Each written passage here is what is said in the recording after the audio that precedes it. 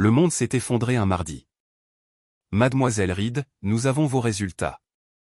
La voix calme du médecin, précise comme un scalpel, a tranché le dernier nerf tendu de mon esprit. J'étais assise sur une chaise en plastique froid, mes mains écrasant le mince rapport. Le jargon médical et les flèches sur la page ressemblaient à des monstres hargneux se jetant sur moi. C'est un cancer de l'estomac à un stade avancé. Le médecin ajusta ses lunettes à monture dorée. Son ton était dépourvu d'émotion, comme s'il m'informait simplement d'un temps inclément en me suggérant de prendre un parapluie. Il y a déjà des signes de métastase vers d'autres organes. Une chirurgie serait de peu d'utilité. Je recommande des soins palliatifs. Nous allons nous concentrer sur la maximisation de votre qualité de vie pour les prochains mois. Les prochains mois. Ma voix tremblait, si étrangère qu'elle semblait appartenir à quelqu'un d'autre. Oui, avec optimisme 3 à 6 mois. Elle griffonna quelque chose sur un dossier sans lever les yeux. Votre proche parent est-il ici? Nous devrions le faire entrer. Je dois expliquer le plan de traitement et les précautions nécessaires. Proche parent. Les mots ont frappé ma poitrine comme une masse. Mon proche parent, Julian Vance.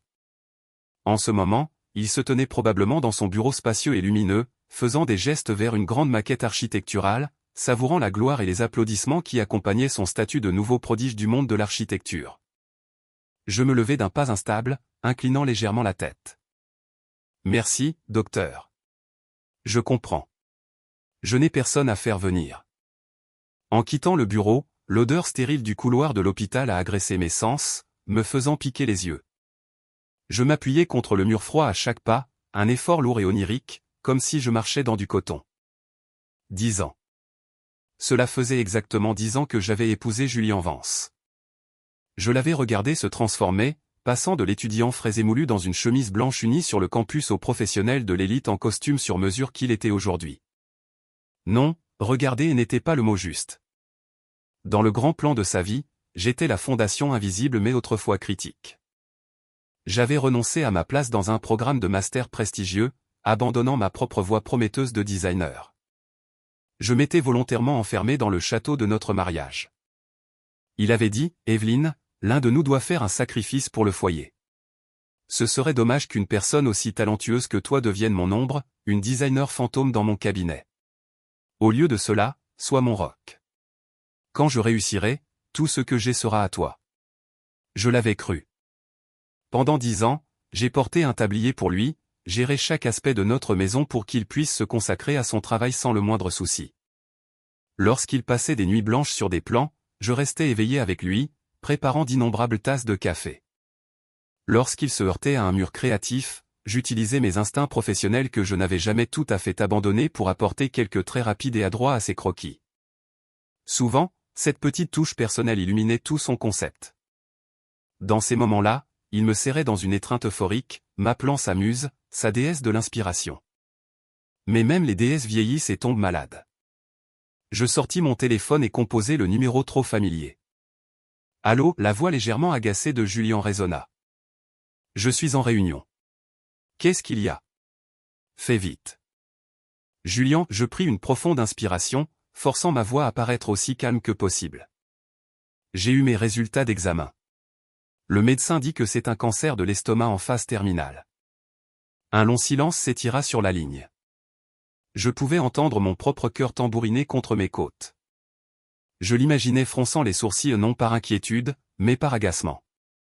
Le roc qui avait été son soutien s'effritait maintenant, sur le point de devenir un fardeau qui épuiserait son argent et son énergie. Quel hôpital? Sa voix revint, d'un détachement glacial. Je vais envoyer mon assistant, Harrison, pour s'occuper des choses. S'occuper des choses? J'eus un sourire amer. Julian, tu n'as pas besoin de venir. Parlons simplement à la maison. Il y a quelque chose que je dois dire.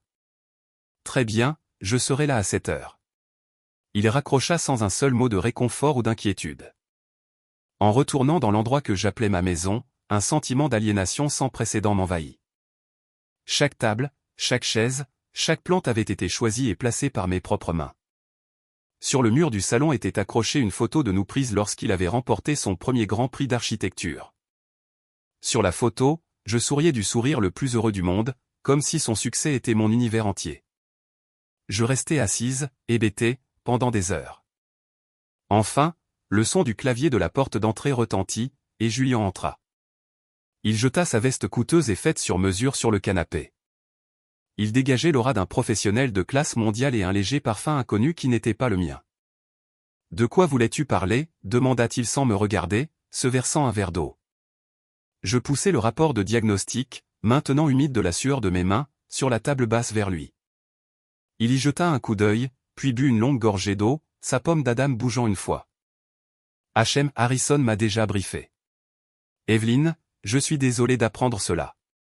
Il n'y avait aucune trace de tristesse sur son visage, seulement un calme serein, comme si un grand poids avait été levé. Je levai les yeux, observant véritablement l'homme devant moi pour la première fois. Il était toujours beau, mais ses yeux contenaient une froideur et une distance que je ne pouvais comprendre. Julien, nous sommes mariés depuis 10 ans. Oui, 10 ans. Il posa le verre et croisa enfin mon regard. Evelyn, tu es une femme intelligente. Tu sais qu'il ne sert à rien de s'attarder sur le passé dans un moment pareil. Il faut regarder vers l'avant. Regarder vers l'avant ? Ma voix monta de manière incontrôlée. Je n'ai pas d'avant, Julien. Il me reste quelques mois. Tu ne comprends pas. Il hocha la tête. Puis il sortit une pile de documents de sa mallette et les poussa sur la table vers moi. C'est pourquoi je t'aide à signer ceci. C'est ce qu'il y a de mieux pour nous deux. En haut des papiers, les mots tranchants accord de divorce étaient imprimés. Le sang dans mes veines se glaça. Mes mains tremblantes feuilletèrent les pages. Les conditions étaient simples et cruelles. Moi, Evelyn Reed, devais renoncer volontairement à toute réclamation sur nos actifs partagés acquis pendant le mariage. Cela incluait l'appartement, les voitures et ses parts dans la société. Je devais partir avec rien. Qu'est-ce que c'est ? Je le regardais, incrédule.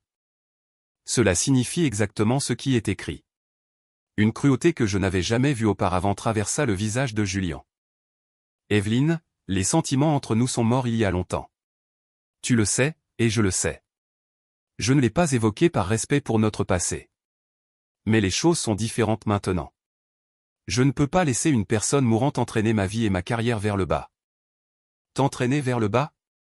Je ris, un son creux qui menaçait de se transformer en larmes. Julien, ta carrière. Lequel de tes projets, lequel de tes prix n'a pas mon sang et ma sueur dedans ?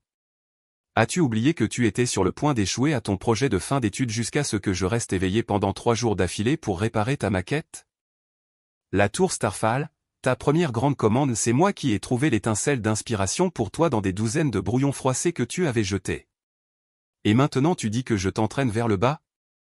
Mes accusations ne firent rien pour éveiller sa culpabilité. Au lieu de cela, il se leva, me regardant de haut avec des yeux pleins de mépris. Evelyn, arrête de t'illusionner.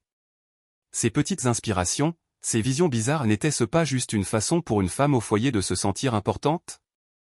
Une femme qui est hors de l'industrie depuis une décennie ? Que penses-tu savoir encore ? Il se pencha, chuchotant pour que moi seul puisse entendre. Ces idées qui étaient les tiennes. Sans moi, elles n'auraient été que des déchets sur un morceau de papier. C'est moi, Julien Vance, qui leur ai donné vie et en effet une réalité. Tu devrais me remercier.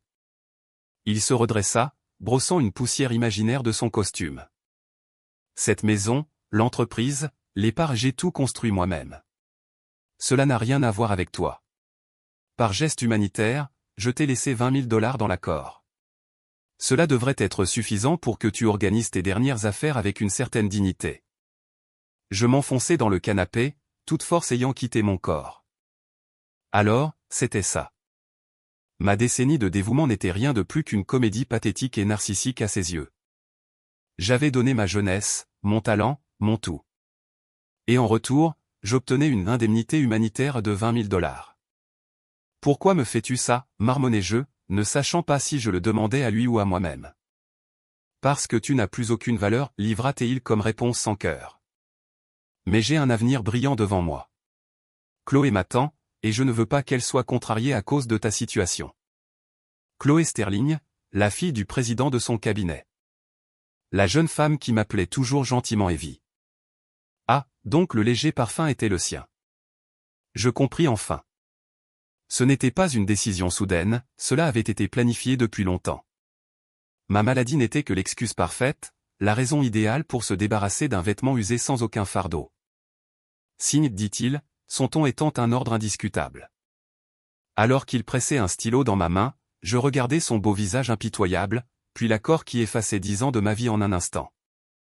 Soudain, tout cela semblait si inutile à argumenter, accuser, supplier devant un homme comme celui-là. C'était un acte ridicule et impuissant. Mon cœur était déjà mort avec le diagnostic. Je ne dis rien de plus. Je pris simplement le stylo et, avec le reste de mes forces, je signai mon nom en bas, Evelyn Reed. L'encre bava sur le papier, mettant un point final à 10 ans de mariage. Il prit l'accord, satisfait. Le regard dans ses yeux était celui de quelqu'un qui se débarrasse enfin d'un déchet. L'argent sera sur ton compte demain. Je te donne 3 jours pour faire tes bagages et partir. Sur ce, il se tourna et partit sans un regard en arrière. La porte claqua, séparant deux mondes. Je restai assise seule dans le salon vide et familier, un mannequin creux dont l'âme avait été arrachée. Une douleur vive et crampiforme pulsa dans mon estomac, un sinistre rappel que ma vie, comme mon mariage, approchait rapidement de sa fin. Je ne me souviens pas comment j'ai quitté cet appartement. Pendant ces 3 jours, je n'ai rien emballé. Les objets de décoration que j'avais si soigneusement choisis, les plantes dont je m'étais occupé avec amour au moment où Julien m'avait déclaré sans valeur, ils étaient tous devenus des étrangers pour moi.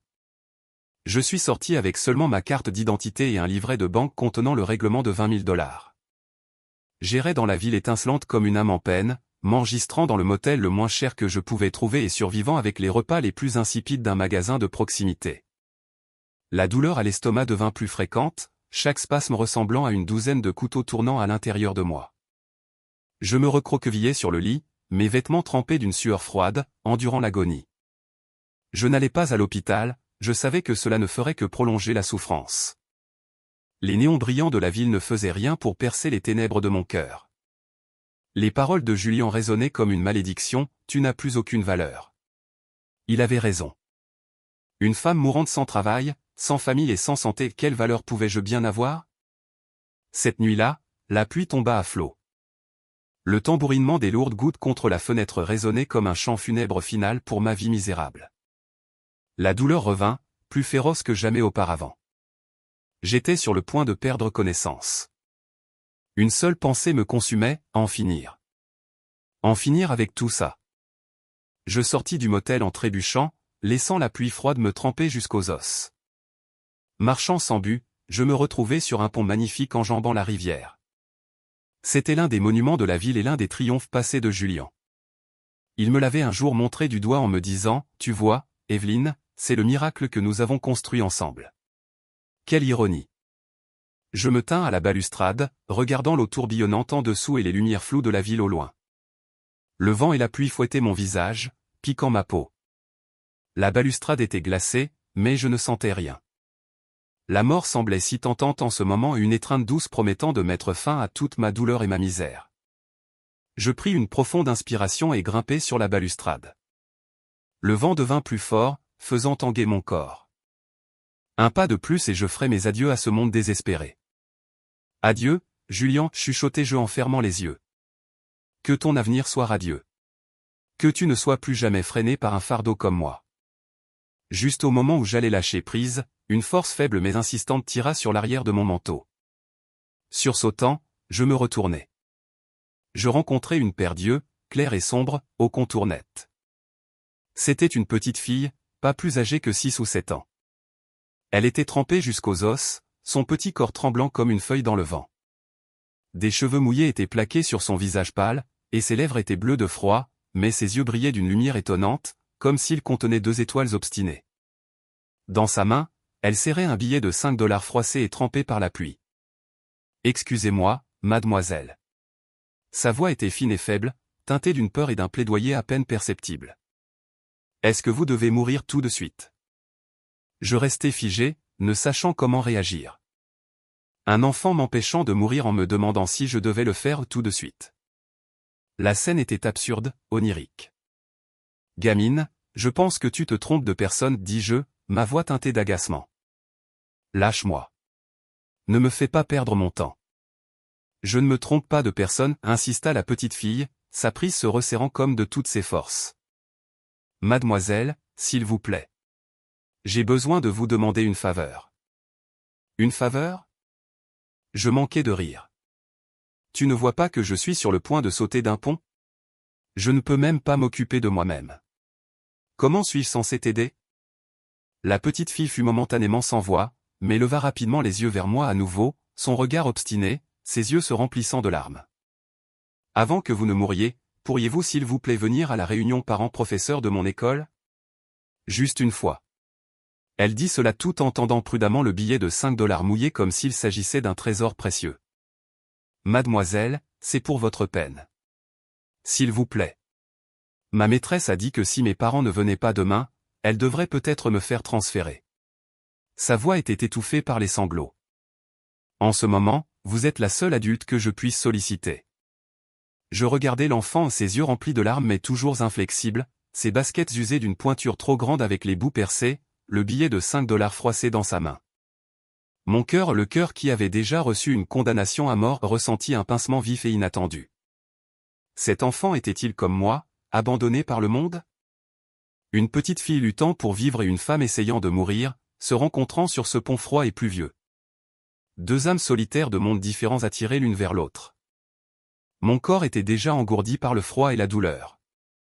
Le courage que j'avais rassemblé pour mourir semblait s'évaporer avec cette interruption persistante. Je glissais faiblement de la balustrade et m'effondrais sur le trottoir mouillé, spectacle pathétique. En me voyant descendre, les yeux de la petite fille s'illuminèrent d'une lueur d'espoir. Elle s'est accroupie à côté de moi, essayant toujours de me glisser les 5 $ dans la main. Mademoiselle, vous le promettez, n'est-ce pas? Je n'ai pas pris l'argent, j'ai simplement agité une main lasse. Comment t'appelles-tu? Stella? Stella. J'ai répété le nom silencieusement. Ta famille. Pourquoi ne leur demandes-tu pas d'y aller?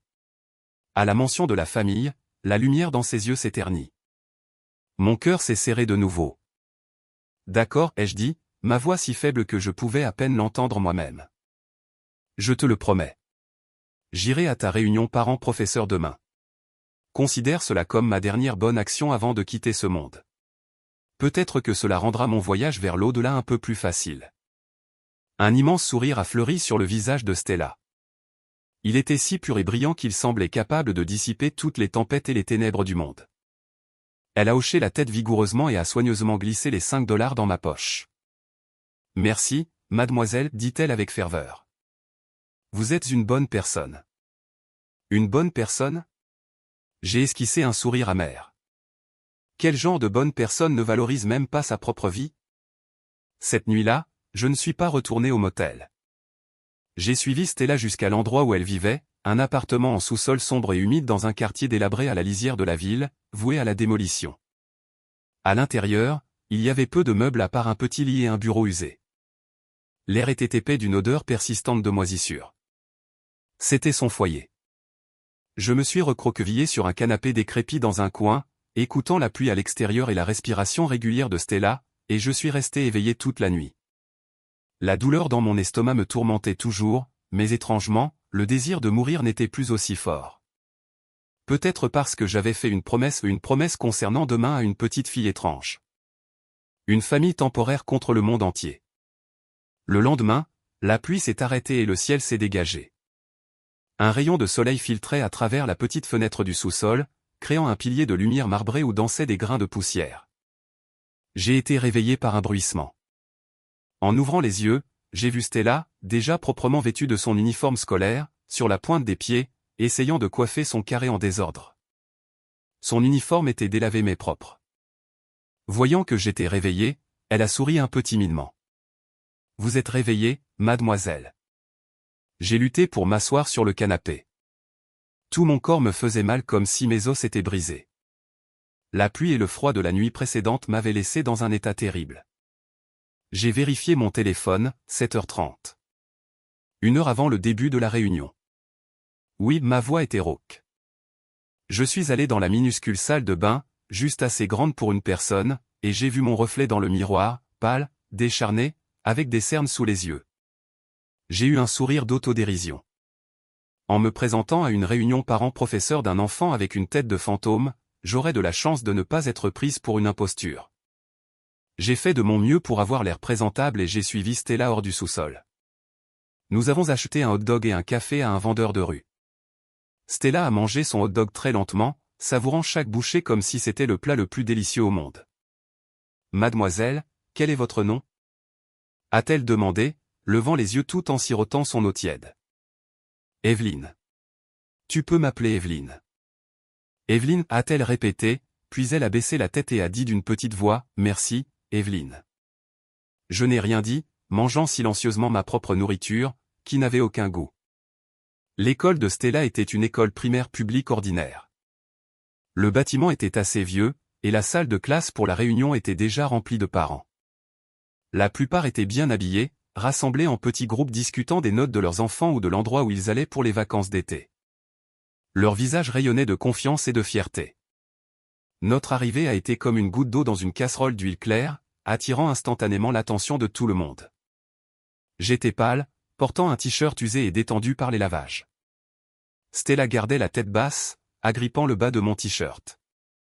Je pouvais entendre les chuchotements et sentir les regards dédaigneux et scrutateurs des autres parents. Leur voix était juste assez forte pour que je les entende. « C'est qui ? C'est la mère de Stella ? Regardez comment elle est habillée. J'ai entendu dire qu'elle était orpheline et qu'elle vivait chez des parents. Eh bien, visiblement pas de très bons parents.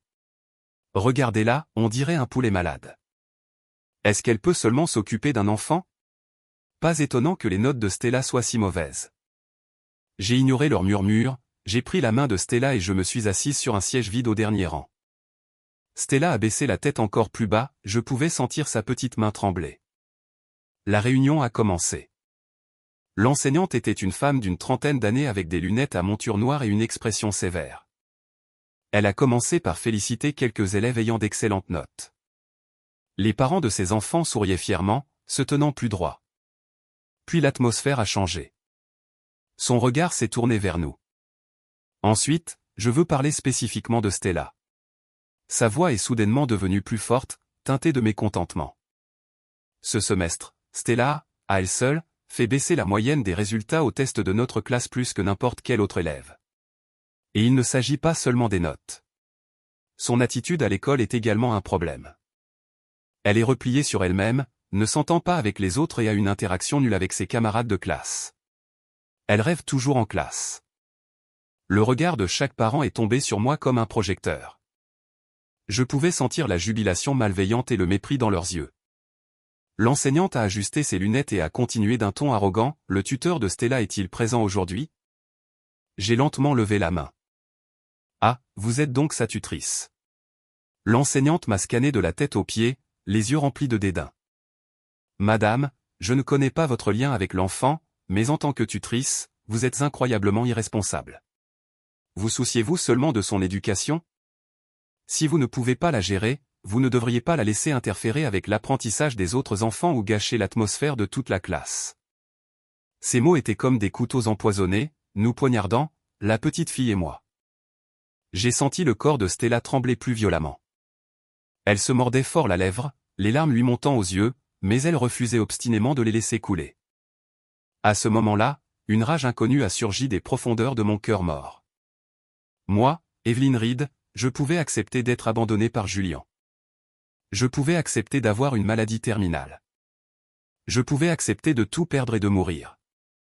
Mais je ne pouvais pas accepter qu'une enfant de 7 ans soit humiliée publiquement de la sorte. Je me suis lentement levé. Sous le regard de toute la classe, j'ai regardé calmement l'enseignante sur l'estrade. « Bonjour, madame. » Ma voix n'était pas forte, mais elle était claire.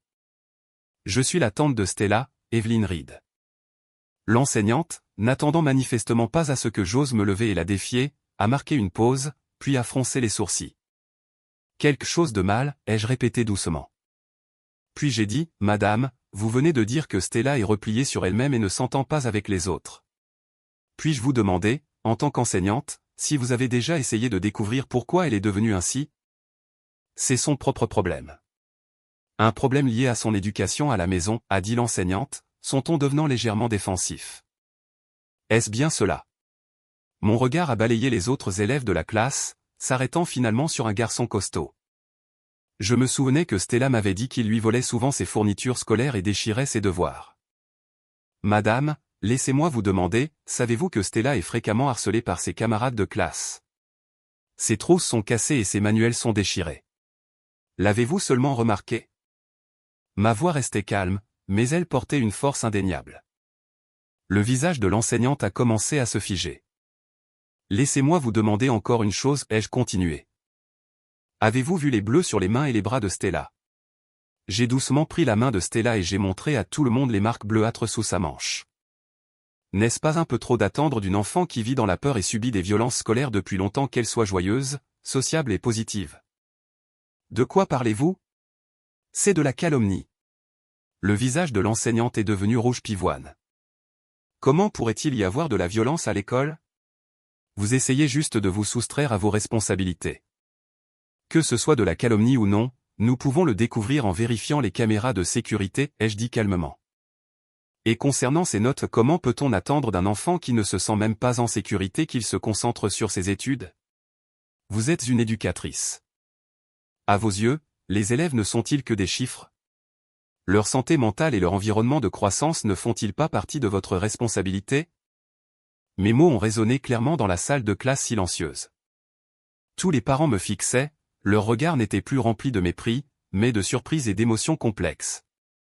La mère du garçon costaud que j'avais désigné, une femme imposante couverte de marques de luxe, a soudainement bondi sur ses pieds. Elle a pointé un doigt vers mon nez et a hurlé, « Quelles sont ces bêtises que vous racontez? Mon fils est un bon garçon.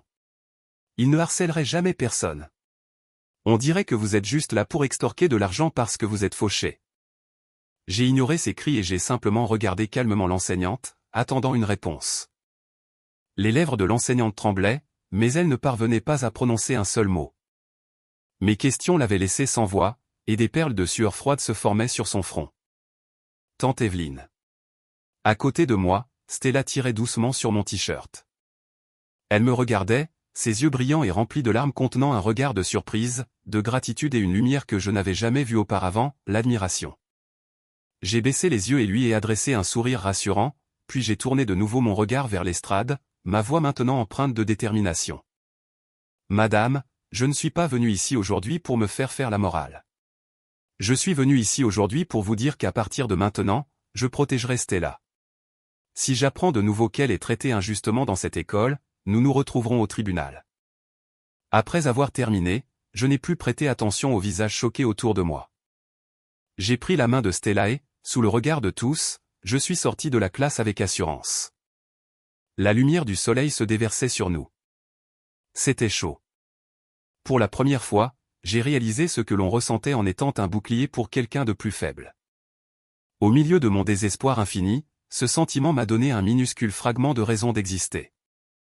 Juste nous deux au monde. Même après avoir quitté l'école, Stella est restée silencieuse, sa petite main serrant la mienne fermement comme si elle craignait que je ne disparaisse l'instant d'après. Je pouvais sentir sa tension et son anxiété. Elle craignait probablement que mon éclat de défi dans la salle de classe ne lui cause encore plus d'ennui. Tante Evelyne, je ne vous ai pas attiré d'ennui, n'est-ce pas, finit-elle par demander après avoir marché un moment, sa voix aussi ténue qu'un bourdonnement de moustique. Je me suis arrêté et je me suis agenouillé pour croiser son regard. Sous le soleil, son petit visage paraissait encore plus pâle et plus mince. Ses longs cils étaient encore parsemés de larmes non séchées, ce qui me serrait le cœur. Petite sotte. Comment pourrais-tu m'attirer des ennuis? J'ai tendu la main et j'ai doucement essuyé ses larmes, parlant de la voix la plus douce possible. Les lèvres de Stella ont tremblé, puis les larmes ont coulé sur son visage comme des perles d'un collier brisé. Elle ne criait pas, elle pleurait juste silencieusement, son petit corps secoué de frissons. Je savais que c'était la réaction d'un enfant qui avait réprimé ses émotions trop longtemps. Je n'ai rien dit de plus, j'ai simplement ouvert les bras et j'ai doucement attiré son petit corps contre moi. Elle était raide au début, comme si elle n'avait pas été tenue ainsi depuis très longtemps. Mais après un instant, son corps tendu s'est lentement relâché, et ses petites mains se sont levées pour me serrer fort en retour. Enfouissant son visage dans mon épaule, elle a enfin commencé à sangloter, ses pleurs remplis de chagrin, de peur et d'une douleur longtemps contenue. En la tenant, j'avais l'impression de tenir mon moi passé impuissant, ce moi qui, sous le dénigrement et le déni constant de Julian, avait commencé à croire que tout était de ma faute. Nous sommes restés sur le trottoir à nous serrer l'une contre l'autre pendant longtemps. Finalement, ses pleurs se sont calmés. « As-tu faim ?» ai-je demandé doucement. Elle a levé les yeux de mon étreinte, ses yeux gonflés par les pleurs comme des noix mûres. Elle a hoché la tête un peu timidement. « Viens, je vais t'acheter quelque chose de délicieux. » J'ai souri, en prenant sa main. Je l'ai emmenée dans un petit restaurant dans une ruelle latérale. L'endroit était petit mais propre, l'air rempli de l'odeur réconfortante du café et du bacon. J'ai commandé pour elle le plat le plus cher du menu, une pile complète de pancakes avec toutes les garnitures et une assiette de saucisses à partager. Quand les pancakes fumants sont arrivés, empilés avec des fruits et de la crème fouettée, ils avaient l'air irrésistibles. « Allez, mange avant que ça ne refroidisse » ai-je dit, en lui tendant une fourchette. Stella a fixé l'assiette somptueuse devant elle mais n'a pas pris sa fourchette. « Qu'est-ce qui ne va pas? Tu n'aimes pas ça ?» ai-je demandé. Elle a secoué la tête. Puis elle a levé les yeux vers moi et a demandé très sérieusement, « Tante Evelyne, ça doit être vraiment cher, n'est-ce pas? Si nous dépensons tout notre argent, que ferez-vous » Mon cœur s'est serré. Une enfant de 7 ans qui devrait être insouciante avait déjà appris à être si attentionnée envers les autres, à s'inquiéter pour la survie. C'est bon. J'ai souri et j'ai mis une saucisse dans son assiette. J'ai de l'argent. Tu es une fille en pleine croissance. Tu as besoin de beaucoup manger. Elle a regardé la saucisse, puis m'a regardé de nouveau. Ce n'est qu'alors qu'elle a pris sa fourchette et a soigneusement pris une petite bouchée d'un pancake.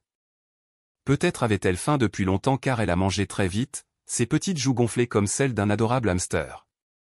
En la regardant manger, j'ai senti mon propre appétit revenir. Même la douleur dans mon estomac semblait s'apaiser dans cette atmosphère chaleureuse. « Stella » ai-je demandé prudemment pendant que nous mangions, « tu as dit plutôt que tu n'avais pas de famille. Que voulais-tu dire? Les gens qui étaient censés s'occuper de toi. Ils ne prennent pas soin de toi. » Les mouvements de Stella se sont arrêtés. Elle a baissé la tête et a piqué les pancakes dans son assiette avec sa fourchette. Après un long silence, elle a finalement dit d'une voix qui n'était guère plus qu'un murmure, « Ce n'est pas ma famille. Ce sont des cousins éloignés de mon père. Ma maman et mon papa. Ils sont morts dans un accident de voiture. » Un poids lourd s'est installé dans ma poitrine. Ainsi, elle était vraiment orpheline. « Il n'était pas gentil avec moi » a-t-elle continué, sa voix dépourvue d'émotion comme si elle parlait de quelqu'un d'autre. Il disait que j'étais un fardeau, que je coûtais trop d'argent. Il ne me donnait pas beaucoup à manger et je devais faire toutes les corvées. Quand l'oncle était ivre, il me frappait. Elle a relevé sa manche. En plus des bleus que j'avais vus auparavant, il y avait d'autres marques, anciennes et nouvelles, sur son bras. C'était horrible. « Je ne veux pas rester dans cette maison » dit-elle, en levant les yeux vers moi. Pour la première fois, ses yeux montraient une émotion suppliante qui dépassait de loin son âge. « Tante Evelyne, s'il vous plaît, pouvez-vous m'emmener avec vous ?» Je l'ai regardée, incapable de parler. « L'emmener avec moi? Où pourrais-je bien l'emmener? J'étais moi-même une femme sans abri et mourante. Je ne savais même pas où je serais demain. Comment pourrais-je lui promettre un avenir? Mais en regardant ses yeux pleins d'espoir, je ne pouvais me résoudre à refuser. Si je partais, qu'arriverait-il à cet enfant? Serait-elle renvoyée dans cette maison infernale pour être maltraitée et tourmentée jusqu'à ce que la lueur étoilée dans ses yeux s'éteigne complètement? Tante Evelyne? Voyant mon long silence, la lumière dans ses yeux a commencé à faiblir de nouveau. Elle a baissé la tête et a eu un sourire d'autodérision. Je suis désolé. J'en ai trop demandé. Vous m'avez déjà tellement aidé. Elle a repris sa fourchette et a mangé ses pancakes en silence, bien que beaucoup plus lentement cette fois. En regardant son petit dos, j'ai ressenti une oppression dans la poitrine. Julian m'avait dit que je n'avais aucune valeur. Le médecin m'avait condamné. Le monde entier m'avait abandonné. Mais juste au moment où j'allais renoncer au monde, cette petite fille m'avait ramené du bord du gouffre avec $5 et une demande née du désespoir. Peut-être que le destin nous avait réunis non pas pour que je la sauve, mais pour qu'elle me sauve. Stella, j'ai pris ma décision. Elle a levé les yeux, le regard rempli de confusion. Ce repas a coûté $5, ai-je dit, en la regardant dans les yeux, prononçant chaque mot clairement et fermement. Le reste du règlement je le prendrai comme une avance pour m'occuper de toi pendant les prochains mois. Donc, jusqu'à ce que je te trouve une nouvelle famille, je serai ta tutrice temporaire. Et si nous devenions une famille juste pour un petit moment? Je ne savais pas pourquoi j'avais dit cela. Peut-être que j'étais folle. Une femme mourante proposant de s'occuper d'un enfant, cela ressemblait à une blague absurde. Mais Stella l'a pris au sérieux. Elle m'a fixé, la bouche légèrement bée, comme si elle ne pouvait pas croire ce qu'elle venait d'entendre. Quelques secondes plus tard, ses yeux ont rougi de nouveau. De grosses larmes sont tombées sur l'assiette de pancakes, créant de petites éclaboussures. Cette fois, elle ne s'est pas retenue. Elle a ouvert la bouche et, dans un grand sanglot, a hoché vigoureusement la tête. À travers des mots étouffés, elle s'est écriée « Oui. Oui, tante Evelyne. Nous sommes une famille. » Elle pleurait et riait en même temps. Son sourire était plus brillant et plus radieux que tout ce que j'avais jamais vu. En la regardant, je me suis surprise à sourire, moi aussi. Et puis j'ai pleuré. Dans ce petit restaurant accueillant, deux âmes abandonnées par le monde ont trouvé un sanctuaire temporaire l'une dans l'autre avec une assiette de pancakes et une promesse téméraire. Je savais que le chemin à venir serait épineux. Ma santé, mon argent, rien de tout cela ne durerait longtemps. Mais au moins à cet instant, mon cœur était chaud parce que je n'étais plus seul. Nous formions une famille temporaire. En réclamant un talent oublié après que Stella et moi soyons devenus une famille temporaire, le premier problème et le plus pratique auquel nous avons été confrontés était l'argent. Les 20 000 $ sur mon compte n'étaient pas une petite somme, mais dans une ville aussi chère, c'était loin d'être suffisant pour couvrir le loyer, les dépenses courantes et les factures médicales dont je pourrais avoir besoin à l'avenir. De plus, je devais désormais tenir compte de l'avenir de Stella. Je ne pouvais pas simplement m'occuper d'elle pendant quelques mois et la laisser à nouveau toute seule. Je devais gagner de l'argent. Une fois que cette pensée a pris racine, elle a poussé comme une mauvaise herbe dans mon esprit. Pour la première fois en 10 ans, un désir désespéré de créer quelque chose pour moi-même et pour quelqu'un d'autre a jailli en moi. Mais que pouvais-je faire? J'étais une femme au foyer déconnectée de la société depuis une décennie. Mes études et ma carrière s'étaient arrêtées il y a 10 ans. Je n'avais aucun avantage sur le marché du travail.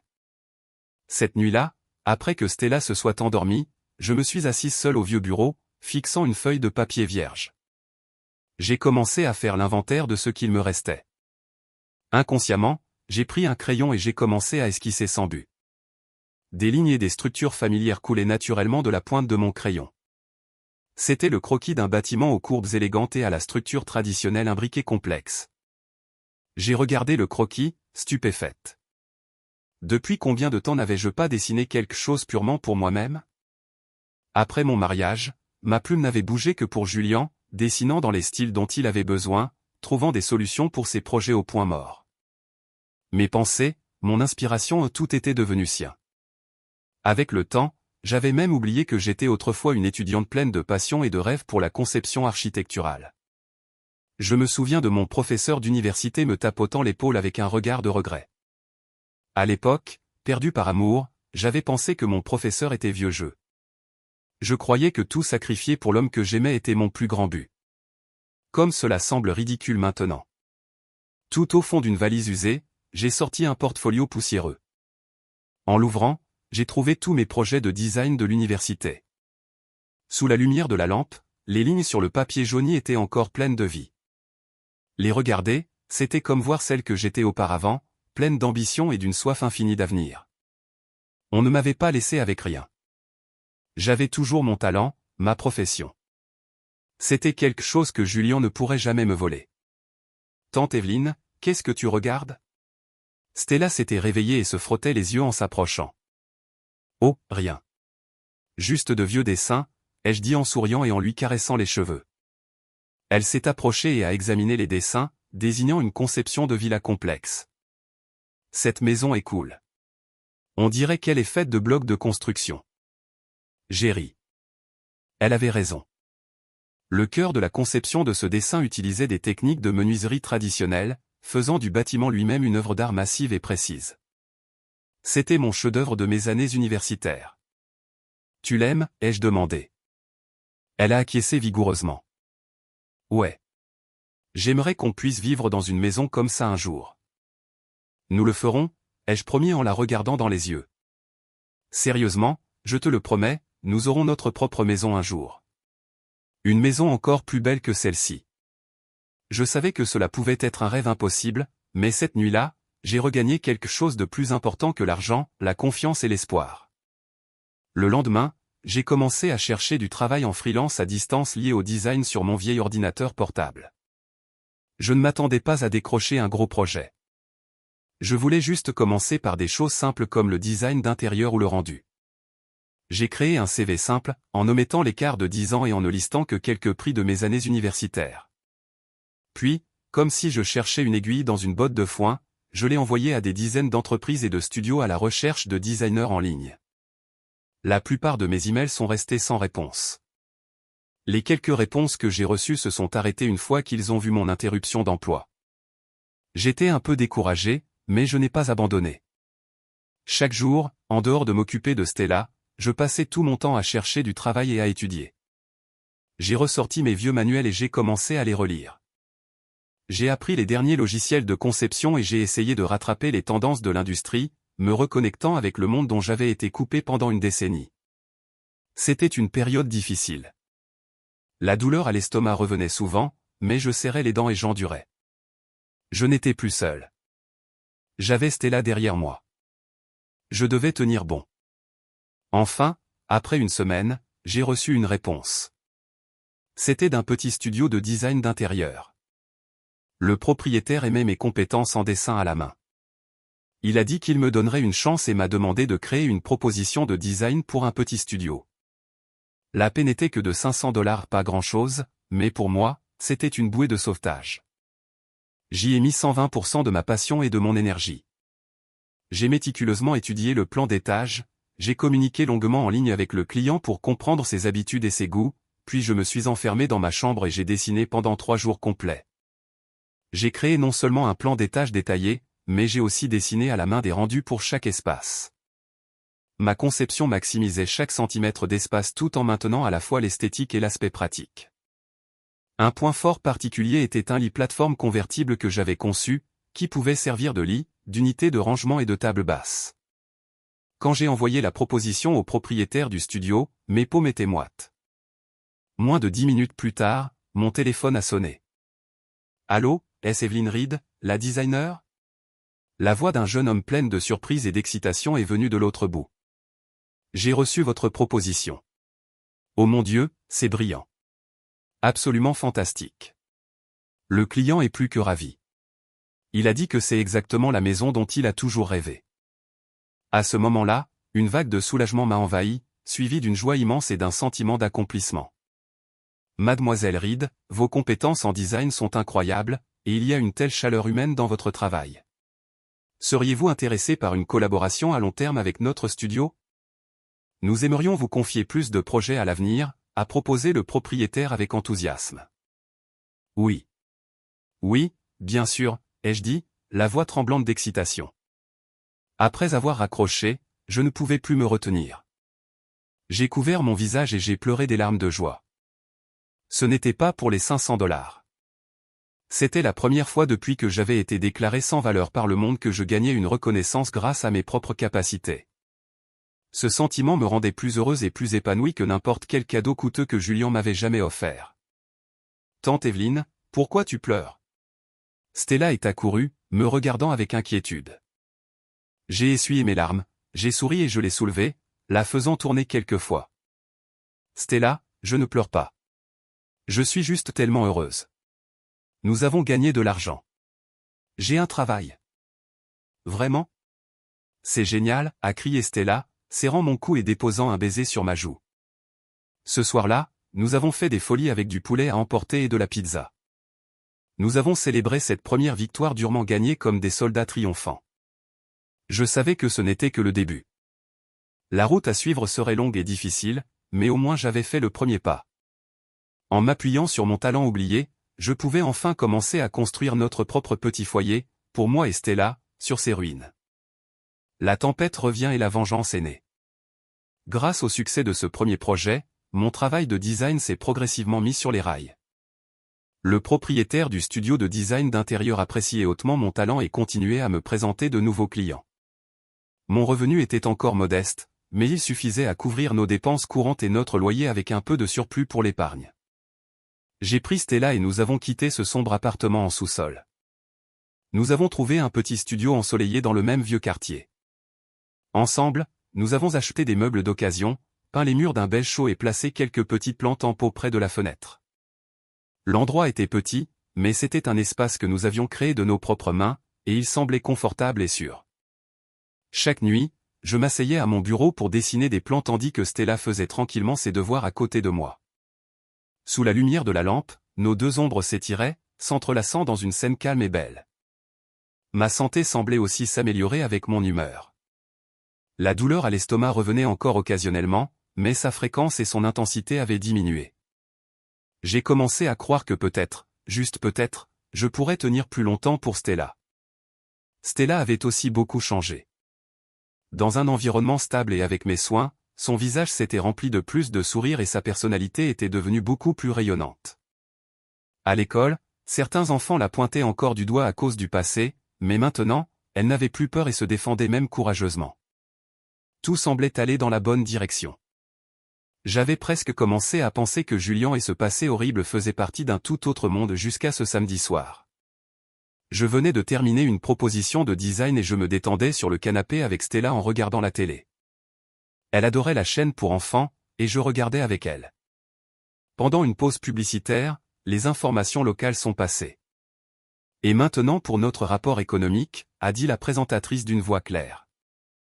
La Cloud Atlas Tower, un nouveau bâtiment emblématique de notre ville conçu par le célèbre jeune architecte Julian Vance, a récemment été nommé pour le prestigieux prix international Pritzker d'architecture. C'est la première fois qu'un architecte de notre pays est nommé, ce qui signifie que notre conception architecturale moderne a atteint un niveau de classe mondiale. Voici une interview exclusive de Monsieur Vance. L'écran a changé et un visage bien trop familier est apparu, Julian. Il portait un costume Armani parfaitement taillé, ses cheveux étaient impeccablement coiffés, un sourire confiant mais humble sur le visage. Il se tenait devant une maquette de gratte-ciel magnifique et au design unique, s'exprimant avec éloquence. J'ai arrêté de respirer. Cette maquette, le bâtiment appelé la Cloud Atlas Tower, sa forme unique s'élevant couche par couche comme des nuages propices, ses lignes élégantes mélangeant le charme classique avec l'esthétique moderne, c'était le couteau le plus tranchant s'enfonçant droit dans mon cœur. Parce que ce design, tout ce concept, était le mien. C'était mon projet de thèse de fin d'études à l'université, un projet que j'avais créé avec ma meilleure amie de l'époque, Sophia Finch, qui était aussi la fille du professeur Finch. Notre thème était « Aérien dans les nuages ». Nous avions rêvé de créer un sanctuaire poétique dans le ciel pour nous-mêmes et pour toutes les âmes errantes de la ville. Julian, à l'époque, n'était qu'un étudiant de 3e année qui aidait notre groupe pour la fabrication de la maquette. Comment pouvait-il? Comment osait-il voler effrontément le travail qui contenait mon sang et ma sueur et ceux de Sophia pour construire sa propre renommée? L'inspiration du design pour la Cloud Atlas Tower est venue de ma femme. La voix de Julian à la télé était douce et pleine d'affection. C'était une femme qui aimait profondément la culture classique. C'est elle qui m'a donné pour la première fois le concept des nuages. Bien que nous soyons maintenant divorcés, je veux profiter de cette occasion pour la remercier. C'est elle qui a fait de moi ce que je suis aujourd'hui. Il parlait avec une telle sincérité et affection, comme un gentleman qui, bien que trahi, gardait toujours un cœur reconnaissant. J'ai ressenti une vague de nausée. Un goût amer est monté dans ma gorge. Tante Evelyne, qu'est-ce qui ne va pas? Ton visage est si pâle. Stella me regardait avec inquiétude, tirant sur ma main. Je n'ai pas répondu, je fixais intensément l'écran de télé. L'interview continuait. Le reporter a posé quelques questions supplémentaires, auxquelles Julian a répondu sans faille. Enfin, le reporter a demandé avec un sourire, « Monsieur Vance, vous avez connu un grand succès dans votre carrière. Y a-t-il de nouveaux développements dans votre vie personnelle? Beaucoup de gens sont curieux. » Un sourire légèrement timide est apparu sur le visage de Julian. Il a regardé la caméra et a dit lentement mais très clairement, « Oui, j'aimerais profiter de cette occasion pour remercier une autre personne, ma petite amie actuelle, Chloé Sterling. Elle a été comme un rayon de soleil qui a illuminé mes jours les plus sombres. Quand j'étais au plus bas, c'est elle qui s'est tenue à mes côtés, m'a encouragé et m'a soutenu. Il a fait une pause, les yeux pleins d'amour. Alors, je veux lui dire ici, Chloé, veux-tu m'épouser? Des acclamations et des applaudissements des reporters et de l'équipe ont éclaté de la télé, et je ne pouvais plus tenir. Ma vision est devenue noire. Une douleur violente et tordante a saisi mon estomac, et j'ai craché une bouchée de sang. Le liquide cramoisi a éclaboussé la table basse et le sol. Tante Evelyne, a crié Stella, se précipitant à mes côtés en larmes. Tante Evelyne, ne me fais pas peur. Qu'est-ce qui ne va pas? Tu saignes. Je me suis effondré sur le canapé, me recroquevillant en boule. Au milieu de la douleur atroce, ma conscience a commencé à s'estomper. Je pouvais entendre les cris terrifiés de Stella. Je pouvais l'entendre sortir en courant, frappant à la porte du voisin pour demander de l'aide. La paix que je pensais avoir trouvée était un mensonge. La résignation que je pensais avoir atteinte était de l'auto-tromperie. Julien, il n'avait pas seulement volé mon design, mon mariage et ma santé, mais il se tenait maintenant sur mon cadavre pour construire sa gloire et mettre en scène une histoire d'amour touchante avec sa nouvelle flamme. Il me traitait comme si j'étais déjà morte, un symbole qu'il pouvait librement manipuler et consommer.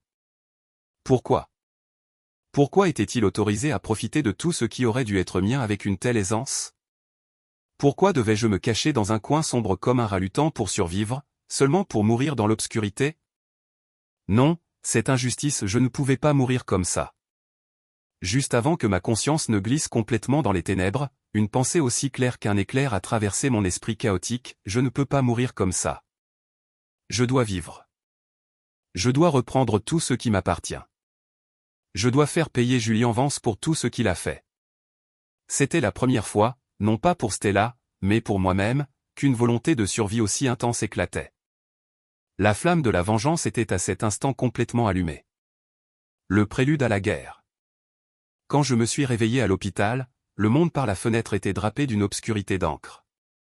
Le plafond blanc, les draps blancs et l'odeur familière de désinfectant dans l'air me rappelaient tous que j'étais de retour à l'endroit où je voulais le moins être. Tante Evelyne, tu es réveillée. Stella, qui somnolait près du lit, m'a vu et s'est écriée de joie, ses yeux rouges et gonflés se remplissant rapidement de larmes. Où suis-je? Ma voix était sèche et rauque. L'hôpital. Tu as vomi tellement de sang hier soir. J'avais si peur. Le voisin nous a aidés à venir ici, a dit Stella, sa petite main serrant la mienne fermement comme si elle avait peur que je m'effondre à nouveau. Un médecin en blouse blanche est entré, m'a regardé et a feuilleté le dossier au pied de mon lit, le front plissé. Mademoiselle Reed, c'était un cas classique d'hémorragie gastrique aiguë. Le ton du médecin était très sérieux. Avez-vous subi une sorte de choc émotionnel grave? Je vous l'ai dit, dans votre état, l'agitation émotionnelle est la chose la plus dangereuse. C'est comme jouer avec votre propre vie. J'ai eu un sourire amer et je n'ai rien dit. Heureusement, vous êtes arrivé à temps, donc votre vie n'est pas en danger, a soupiré le médecin avant de poursuivre. Mais la situation n'est pas optimiste. Les cellules cancéreuses se propagent rapidement. Vous devez être admise immédiatement pour un traitement systématique. Admise. J'ai inconsciemment cherché le portefeuille dans ma poche. Tout l'argent que nous avions en ce moment était de moins de 2000 $. L'hospitalisation, le traitement, le coût énorme était un chiffre astronomique pour nous. Docteur. Tante Evelyne, nous allons te faire admettre, a interrompu Stella avant que je ne puisse finir. Son regard était exceptionnellement ferme. Je trouverai un moyen d'avoir l'argent. Je l'ai regardé une enfant de 7 ans disant qu'elle trouverait un moyen. C'était à la fois déchirant et émouvant. Mais finalement, j'ai refusé d'être admise. Je connaissais trop bien mon état. L'hospitalisation ne ferait que brûler de l'argent pour prolonger ma vie, pas pour la sauver. Je ne pouvais pas verser le peu d'argent qu'il nous restait dans un puits sans fond. J'avais des choses plus importantes à faire. Après quelques jours à l'hôpital sous perfusion, une fois que mon état s'est stabilisé un peu, j'ai insisté pour sortir contre l'avis du médecin. De retour à la maison, la première chose que j'ai faite a été d'allumer mon ordinateur et de rassembler toutes les informations que je pouvais trouver sur Julien Vance et le projet Cloud Atlas Tower. En voyant Internet inondé d'éloges, qualifiant Julien de génie du design comme on n'en voit qu'un par siècle, mon cœur me semblait tranché par un couteau. Tout cela était à moi. Cette gloire, ces éloges, cela aurait dû être à moi. Je ne pouvais plus rester là à ne rien faire. Le lendemain, après avoir déposé Stella à l'école, au lieu de rentrer chez moi pour dessiner, je suis monté dans un bus en direction du centre-ville. Je devais voir Julien. Je devais le regarder en face et lui demander si sa conscience avait vraiment été dévorée par un chien. Le cabinet actuel de Julien était situé dans un magnifique immeuble de bureaux dans la partie la plus animée du centre-ville de Chicago. Debout en bas, regardant le mur rideau de verre imposant, je me sentais aussi petite qu'une particule de poussière. La réceptionniste m'a arrêté, un sourire professionnel sur le visage. « Madame, avez-vous un rendez-vous ? Je suis ici pour voir Julien Vance. » Je suis son, j'ai fait une pause, puis j'ai forcé les deux mots, ex-femme. Le sourire sur le visage de la réceptionniste s'est figé, rapidement remplacé par une expression commerciale. « Je suis désolé, mais Monsieur Vance est en réunion en ce moment. Vous ne pouvez pas monter sans rendez-vous. » Je m'y attendais. Je n'ai pas discuté avec elle, je me suis juste assise sur un canapé dans le hall. J'ai décidé d'attendre. De 9h à 17h, j'ai attendu sans fin. Pendant ce temps, d'innombrables professionnels d'élite bien habillés allaient et venaient, leur regard posé sur moi rempli de curiosité et d'examen. Je ne leur prêtais aucune attention, je restais assise là tranquillement comme une statue sans vie. Enfin, juste au moment où j'allais perdre espoir, j'ai vu Julien. Il était entouré de plusieurs personnes sortant de l'ascenseur. Il était toujours éblouissant, plein de vigueur. À ses côtés se tenait Chloé Sterling, souriante comme une fleur épanouie. Ils semblaient si parfaits ensemble. Julien. Je me suis levé et je l'ai appelé. Julien a tourné la tête. Quand il m'a vu, le sourire a instantanément disparu de son visage, remplacé par un dégoût et un agacement à peine perceptibles. « Qu'est-ce que tu fais ici ?» Sa voix était froide et lasse. Chloé à ses côtés m'a vu aussi.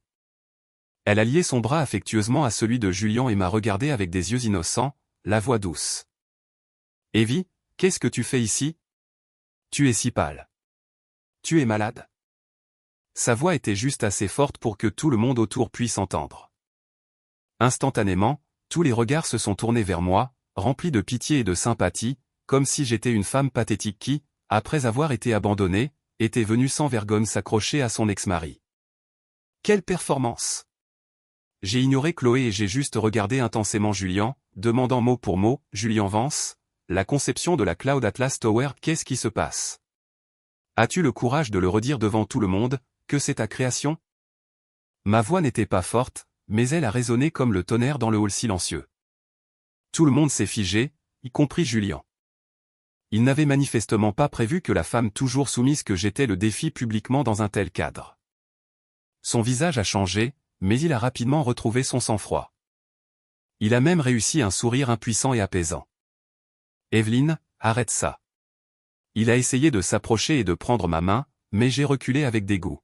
« Je sais que notre divorce a été un grand choc pour toi, mais tu ne peux pas simplement inventer ces accusations folles. La Cloud Atlas Tower est le résultat de mes années de dur labeur. Tout le monde dans l'industrie le sait. » « Ton dur labeur ?» ai-je ricané. J'ai sorti quelques croquis jaunis de mon sac et mes brouillons originaux de l'université. Ils contiennent la forme la plus primitive de la Cloud Atlas Tower. Alors comment expliques-tu cela? Au moment où Julien a vu les croquis, ses pupilles se sont contractées brusquement, mais il a rapidement masqué son expression. « Evelyne, je suis vraiment déçu par toi. » Il m'a regardé avec une expression de douleur, son jeu d'acteur si convaincant que j'ai presque failli le croire. « Je sais que tu as du talent, mais tu ne peux pas confondre tes gribouillis immatures de l'université avec mon travail mature d'aujourd'hui. Tu ne m'insultes pas seulement moi, tu t'insultes toi-même. Espèce de bâtard sans vergogne. » Je tremblais de colère. « Evie, comment peux-tu dire ça à Julien ?» Chloé est intervenue au moment idéal. Ses yeux sont devenus rouges comme si elle allait pleurer. J'ai vu de mes propres yeux combien Julien a souffert pour la Cloud Atlas Tower. Comment peux-tu simplement porter des accusations sans fondement contre quelqu'un juste parce que tu es contrarié? C'est tellement blessant.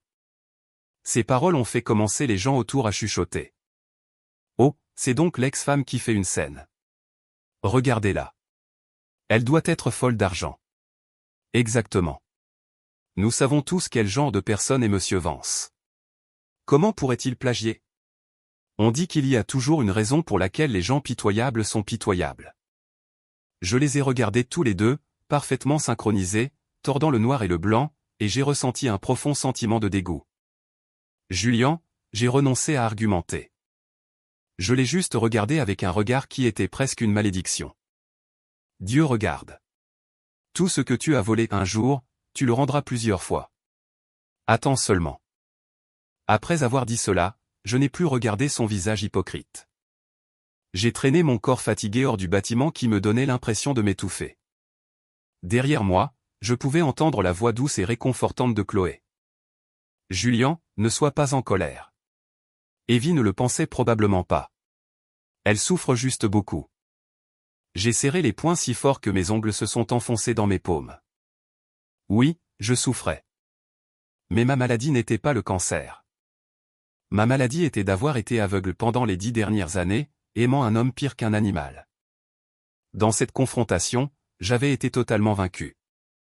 Je n'avais aucune preuve, aucun contact. Ma maigre force n'était pas de taille face à l'empire élaboré de mensonges que Julian avait construit. Mais je n'étais pas désespéré. Dans le changement d'expression fugace de Julian, j'avais vu son malaise et sa peur. Le fait qu'il ait peur était suffisant. Tant qu'il avait peur, j'avais encore une chance. Cette guerre ne faisait que commencer. À la recherche d'une lueur d'espoir. La défaite écrasante de notre première confrontation m'a forcé à faire face à une réalité froide, avec ma seule force et quelques vieux croquis, je ne pouvais pas ébranler la position actuelle de Julian. Il n'était plus le pauvre étudiant qui dépendait de moi. Il avait désormais de l'argent, du pouvoir, des relations et, surtout, une fiancée avec un passé puissant. Je n'avais rien. Je ne pouvais plus agir de manière aussi imprudente. J'avais besoin de preuves, des preuves concluantes qui le feraient tomber d'un seul coup. Des preuves qu'il ne pourrait pas réfuter. Mais où les trouver? Les seules personnes qui connaissaient le projet de thèse de fin d'études étaient moi, Sophia et Julian. Sophia était partie, et Julian aurait sûrement détruit toute trace de preuve qui lui serait défavorable. J'étais dans une impasse pendant plusieurs jours. Mon moral a touché le fond. Pendant la journée, je me forçais à dessiner pour gagner de l'argent. La nuit, je m'asseyais seul devant l'ordinateur, fixant encore et encore les plans de la Cloud Atlas Tower, essayant de trouver un détail ou une signature que moi seul connaîtrais et qui pourrait servir de preuve. Stella, avec son intuition aiguisée, a remarqué mon humeur inhabituelle. Elle a cessé de me harceler ou d'être espièglée et est devenue exceptionnellement calme et mature. Elle aidait aux corvées qu'elle pouvait gérer, et quand je semblais fatigué d'avoir dessiné, elle m'apportait tranquillement un verre d'eau chaude. « Tante Evelyne, ne sois pas si triste, » disait-elle, assise à côté de moi, le menton dans les mains, me réconfortant comme une petite adulte. En regardant sa petite tête sérieuse, j'ai senti une chaleur se propager dans ma poitrine. C'est vrai. Je l'avais, elle. Je ne pouvais pas tomber. Stella, est-ce que tu te souviens de ton grand-père, ai-je demandé, une pensée soudaine me venant à l'esprit. La mère de Stella, Sophia Finch, était ma meilleure amie. Je n'avais rencontré son père, le professeur Arthur Finch, que quelques fois pendant nos années universitaires. Tout ce que je savais, c'était qu'il était un architecte très accompli, une figure de niveau maître qui passait la plupart de son temps sur des projets à l'étranger. Le talent de Sophia avait été hérité directement de lui. Grand-père? Stella a réfléchi un instant, puis a secoué la tête. Je ne l'ai jamais rencontré. Après la mort de maman et papa, personne n'a jamais parlé de lui. J'ai juste entendu dire qu'il était dans un endroit très, très lointain. Une faible étincelle d'espoir s'est allumée dans mon cœur. Si le professeur Finch avait encore les affaires de sa fille, les fichiers originaux de la Cloud Atlas Tower pourraient-ils se trouver parmi elles? Mais je n'avais pas ses coordonnées, et il était à l'étranger. Comment pouvais-je possiblement entrer en contact avec lui? J'ai vite écarté cette pensée comme une fantaisie inutile. La vie est revenue à un calme superficiel. J'étais toujours occupé à gagner ma vie, cherchant toujours un éclat d'espoir. Le tournant est survenu lors d'un week-end ordinaire.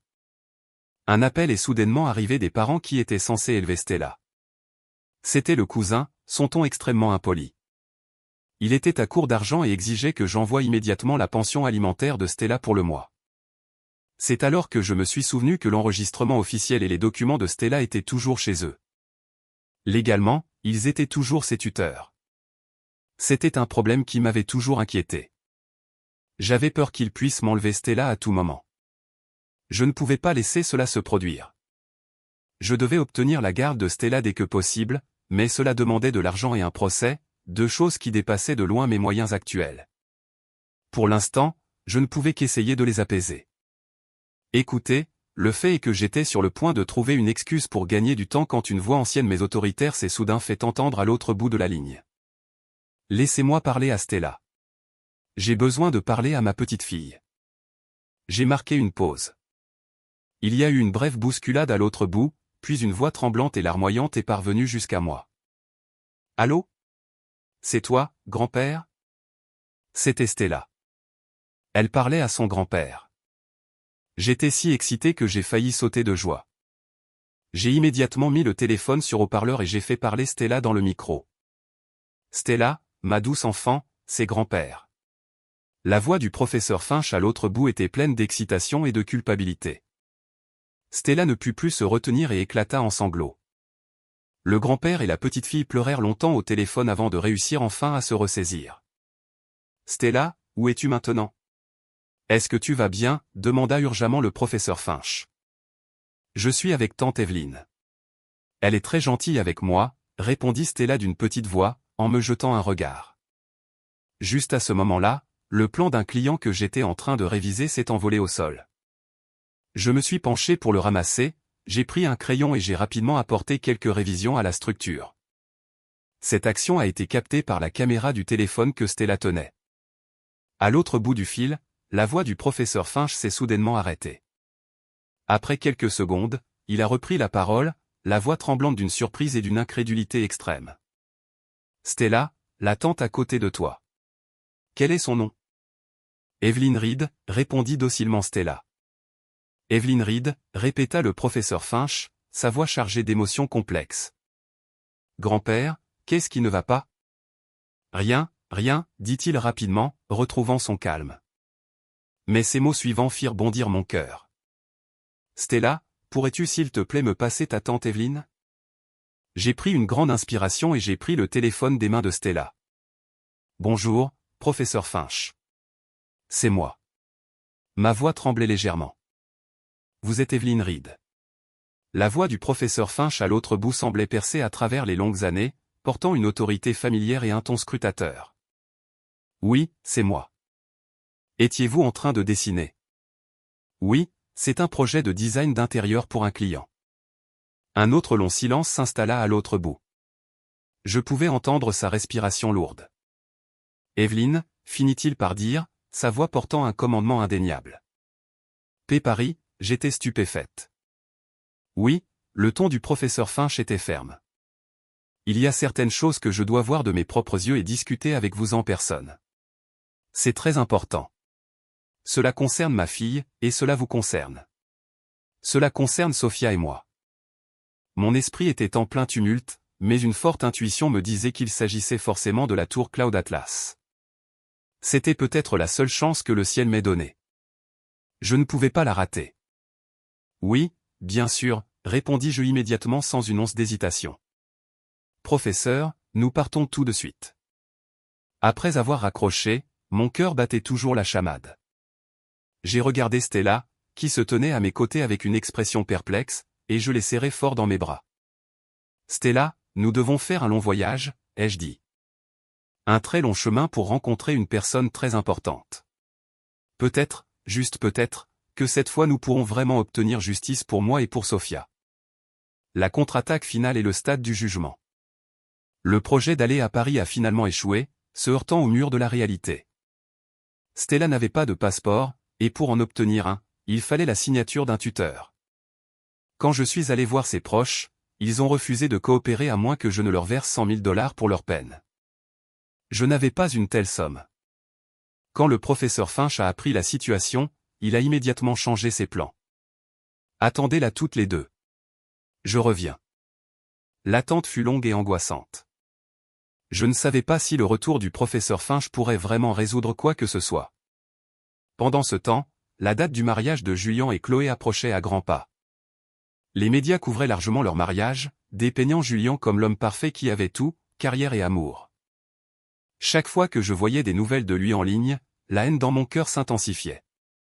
Je ne pouvais plus me contenter d'attendre. J'avais l'impression que si je le faisais, tout serait fini. Après avoir consulté quelques services d'aide juridique gratuite, j'ai pris une décision, j'allais poursuivre Julien Vance en justice. Je savais que les preuves que j'avais étaient faibles et que mes chances de gagner étaient minces. Mais un avocat m'a dit que même si je perdais, je devais en faire une affaire d'envergure. Si je pouvais attirer l'attention du public et amener les gens à s'interroger sur le droit d'auteur de la tour Cloud Atlas, il y aurait peut-être une chance de retournement de situation. C'était la dernière et seule chose que je pouvais faire. Avec le peu d'argent qu'il me restait, j'ai engagé un jeune avocat et j'ai déposé une plainte au tribunal accusant Julien de violation du droit d'auteur. Quand la nouvelle est tombée, Internet a explosé. Au début, l'opinion publique était presque unanimement du côté de Julien. Tout le monde me traitait comme une folle qui, consumée par la haine après avoir été trahie en amour, essayait d'extorquer de l'argent à son ex-mari. Elle n'en veut qu'à l'argent. Quelle horrible ex-femme, elle se pointe pour profiter de son succès. Monsieur Vance a tellement de malchance d'être impliqué avec une femme comme elle. L'équipe de relations publiques de Julien a réagi promptement. Ils ont immédiatement publié une déclaration dans laquelle Julien se présentait comme une victime harcelée par son ex-femme. Ils déclaraient que par respect pour leur passé, ils n'avaient pas voulu rendre publiques leurs affaires privées, mais que mes actions avaient gravement affecté sa réputation et sa vie normale, ne lui laissant d'autre choix que de répondre à la plainte. Sa déclaration était pleine d'appels sincères et lui a valu une grande sympathie. Moi, en revanche, j'étais crucifié par l'opinion publique, bombardé de commentaires vicieux de toutes parts. Mon téléphone ne cessait de sonner, et des fans obsédés se rassemblaient même devant mon appartement en criant des obscénités et des menaces. Pendant cette période, Stella et moi ne pouvions même pas quitter la maison. « Tante Evelyne, ne regarde pas ces trucs », disait Stella en prenant mon téléphone et en fermant l'application remplie de commentaires insupportables. Elle essuyait les larmes sur mon visage avec ses petites mains. Ces gens sont tous méchants. Ils ne savent rien. Je la serrais dans mes bras, le cœur froid comme la glace. Je pensais pouvoir l'ignorer, mais je m'étais surestimé. Ces mots vicieux étaient comme des couteaux tranchants me découpant en morceaux. Le jour du procès, le palais de justice était envahi par les journalistes et les curieux. Moi, vêtu de vieux vêtements miteux, j'ai traversé un barrage de flashs d'appareils photo et de regards suspects pour entrer dans la salle d'audience. Julien, de son côté, est arrivé calmement dans un costume impeccable, entouré de plusieurs gardes du corps. L'atmosphère dans la salle d'audience était solennelle. Mon jeune avocat, Monsieur Park, a fait de son mieux. Il a présenté mes croquis d'université au juge, expliquant d'un point de vue professionnel le lien étroit entre ces croquis et la version finale de la tour Cloud Atlas. Mais ce n'était que des preuves circonstancielles. Quand ce fut au tour de la défense, l'avocat de Julien était extrêmement confiant. Il a d'abord appelé plusieurs de nos anciens camarades de classe comme témoins des gens qui avaient reçu de l'aide de Julien par le passé et qui étaient naturellement de son côté. « Oui, je m'en souviens », a dit un homme avec des lunettes. Evelyne a bien dessiné quelques croquis similaires à l'époque, mais ce n'était que de la fantaisie immature de nos jours d'étudiants. C'est complètement différent du grand travail de Monsieur Vance aujourd'hui. Monsieur Vance débordait d'idées. Même à l'époque, il discutait souvent avec nous de sa vision de l'architecture future. Il parlait du concept de la tour Cloud Atlas depuis très longtemps, a ajouté une autre femme. Leur témoignage a facilement annulé tous mes efforts. Ensuite, l'avocat de Julien a produit une épaisse pile de preuves, comprenant des comptes rendus de réunions, des révisions de conception et des échanges de courriels entre Julien et son équipe depuis le début du projet de la tour Cloud Atlas jusqu'à son achèvement. Toutes les preuves formaient une chaîne parfaite, prouvant que la tour était le résultat du dur labeur de Julien et de son équipe et n'avait rien à voir avec moi. J'ai regardé ces soi-disant preuves, tremblante de rage. Tout était fabriqué. Il avait effacé toute trace de moi et utilisait maintenant des faits fabriqués pour me clouer au pilier de la honte. Quand ce fut mon tour de parler, je me suis levé, submergé par l'émotion, et j'ai pointé Julien du doigt dans le box des accusés. « Pouvez-vous dire que vous n'avez pas volé mon design ? Regardez-moi dans les yeux et redites-le que la tour Cloud Atlas n'a rien à voir avec moi. » Objection, l'avocat de Julien s'est immédiatement levé. La plaignante devient émotive et se livre à des attaques personnelles. Le juge a frappé de son marteau, m'avertissant de contrôler mes émotions. Du début à la fin, Julian m'a regardé avec une expression de pitié et d'impuissance. Dans sa déclaration finale, il a même fait semblant d'être magnanime, disant « Votre honneur, je sais qu'Evelyne ne va pas bien. Elle est dans un état mental très instable. J'espère que le tribunal tiendra compte de sa situation particulière et ne la tiendra pas pour responsable des dommages qu'elle a causés à ma réputation. J'espère seulement qu'elle pourra laisser le passé derrière elle et commencer bientôt une nouvelle vie. » Sa performance était parfaite. Il se faisait passer pour un saint qui était faussement accusé par son ex-femme folle mais qui rendait le bien pour le mal. Le verdict était joué d'avance. Le juge a statué sur le champ que les preuves de la plaignante étaient insuffisantes et a rejeté l'affaire. De plus, il m'a ordonné, à moi, la plaignante Evelyn Reed, de présenter des excuses publiques dans les 3 jours pour avoir fabriqué des faits et gravement porté atteinte à la réputation du défendeur Julian Vance. J'ai perdu. J'avais perdu complètement, totalement. Non seulement je n'avais pas réussi à obtenir justice, mais j'avais été marqué comme menteuse par le tribunal et on m'ordonnait maintenant de m'excuser auprès du voleur qui m'avait tout pris. Pouvait-il y avoir quelque chose de plus absurde et ridicule dans ce monde? En quittant le palais de justice, j'étais dans le brouillard. Les journalistes m'ont assailli comme des requins sentant le sang, me fourrant des micros et des caméras sous le nez. Mademoiselle Reed, que pensez-vous du verdict? Allez-vous vous excuser auprès de Monsieur Vance? Regrettez-vous d'avoir déposé cette plainte? Je ne pouvais pas dire un mot. J'ai juste réussi à me frayer un chemin à travers la foule de loups sous la protection de Monsieur Park. De retour à la maison, je me suis enfermé dans ma chambre. Peu importe combien Stella frappait, je n'ouvrais pas la porte. J'étais allongé sur le lit, la tête sous les couvertures, me sentant entouré par l'obscurité et le mal du monde entier. J'avais tort. J'avais tort depuis le tout début. C'était une erreur de croire qu'il y avait une telle chose que la justice et l'équité dans ce monde. Comment une fourmi impuissante comme moi pouvait-elle vaincre un éléphant comme Julian? Tous mes combats n'étaient qu'une comédie humiliante. Peut-être aurais-je dû simplement sauter de ce pont. Au moins, j'aurais pu préserver mon dernier lambeau de misérable dignité. Ma vie était désormais sans espoir. Juste au moment où j'allais être complètement consumé par le désespoir et que l'idée de mourir revenait, des coups soudains, urgents et puissants furent frappés à la porte. « Tante Evelyne, s'il te plaît, ouvre la porte. »« Tante Evelyne. » C'était la voix larmoyante de Stella. Je n'ai pas bougé, je me suis juste enfoui plus profondément sous les couvertures. « Mademoiselle Reed, s'il vous plaît, ouvrez cette porte. » Une autre voix se fit entendre, une voix ancienne pleine d'autorité, mais aussi teintée d'une anxiété indéniable. Cette voix. C'était le professeur Finch. Mon corps trembla violemment. Mon esprit chaotique s'éclaircit soudainement. Il était de retour. Je suis sorti du lit en trébuchant et j'ai presque rampé jusqu'à la porte. Les mains tremblantes, je l'ai ouverte. Dehors se tenait un vieil homme aux cheveux blancs mais à l'esprit vif. Il portait un costume bien ajusté. Son visage était émacié, mais ses yeux étaient perçants. Les années avaient laissé leur marque sur son visage, mais je l'ai reconnu immédiatement, le maître du design architectural, le père de Sophia, le professeur Arthur Finch. À côté de lui se tenait Stella, les yeux gonflés d'avoir pleuré. Grand-père. Au moment où j'ai ouvert la porte, Stella s'est précipitée dans les bras du professeur Finch. Le professeur Finch serra sa petite fille fermement, ses yeux embués se remplissant de larmes. Il tapota doucement le dos de Stella, puis leva les yeux vers moi avec une expression très complexe. C'était un regard scrutateur, triste, et d'une familiarité indescriptible. « Vous êtes Evelyn Reed ?» demanda-t-il, sa voix plus lourde et plus puissante qu'elle ne l'avait été au téléphone. J'ai hoché la tête, les lèvres tremblantes, mais aucun son n'est sorti. « Entrons pour parler » soupira-t-il, guidant Stella dans notre petite pièce miteuse. Il regarda autour de lui, quand son regard se posa sur les brouillons de conception en désordre sur mon bureau, ses pupilles se contractèrent imperceptiblement. Nous nous sommes assis l'un en face de l'autre à la petite table de la salle à manger. Stella nous a servi de l'eau docilement. « Ma chérie, va dans ta chambre faire tes devoirs pour l'instant. Grand-père a quelque chose à dire à tante Evelyne, dit le professeur Finch en caressant tendrement les cheveux de Stella. Stella hocha la tête avec maturité et entra dans la chambre, se retournant plusieurs fois. Il ne restait que le professeur Finch et moi dans le salon. Un lourd silence s'installa entre nous.